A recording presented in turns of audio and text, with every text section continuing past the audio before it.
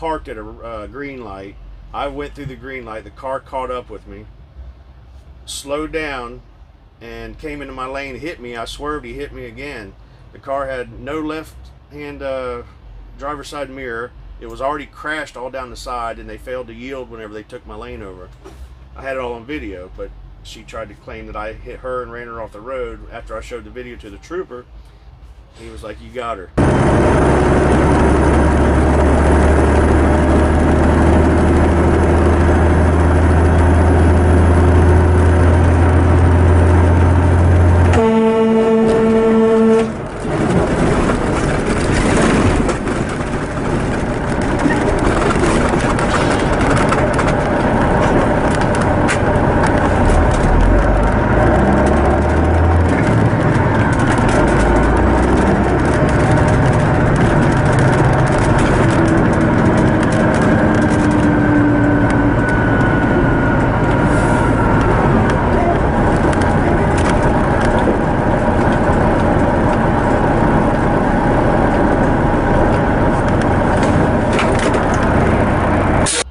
Ended up being an insurance scam. She had done it to somebody in 2010 as well.